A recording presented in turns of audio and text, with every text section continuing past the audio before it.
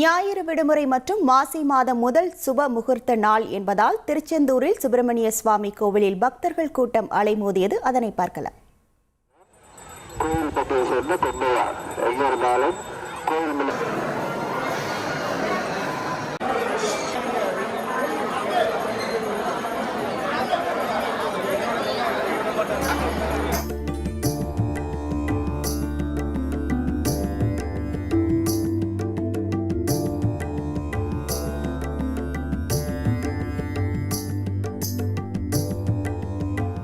இது குறித்தான முழு விவரங்களோடு இணைகிறார் நமது செய்தியாளர் பவானி. வணக்கம் பவானி.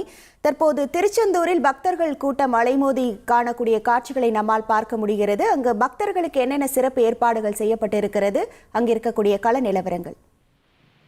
கண்டிப்பாக, அதாவது முருகப்பெருமானுடைய அறுபடை வீடுகளால் திருச்செந்தூர் சுப்பிரமணிய சுவாமி இரண்டாம் படை வீடாக விளங்கி வருகிறது. இந்த நிலையில அதிகப்படியான பக்தர்கள் தினசரி வருகை தந்து முருகனை வழிபட்டு செல்வது வழக்கம். வரக்கூடிய பக்தர்கள் கடலில் புனித நீராடிய பின்பு முருகனை வழிபட்டு வருவாங்க.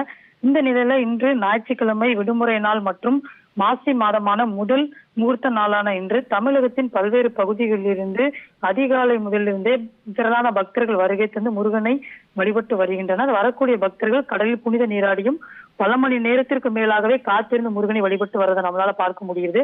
குறிப்பாக இன்று சுபமுகூர்த்த நாள் என்பதாலும் ஏராளமான திருமணங்கள் கோவில் வளாகத்தில் நடந்தது. இதனால் கூட்டம் மலைமோதி காணப்பட்டு வருகிறது. வழக்கம் போல கோவில் வளாகம், கிரிபிரகார மண்டபங்கள் முழுவதுமே பக்தர்கள் வருகைகள் நிறைந்திருக்கக்கூடிய காட்சிகளையும் நம்மால் பார்க்க முடிகிறது. மேலும் கடற்கரை பகுதியில் மட்டுமல்லாமல் திருச்செந்தூர் நகரம் முழுவதுமே எண்ணற்ற பக்தர்கள் நிறைந்து வருகின்றன.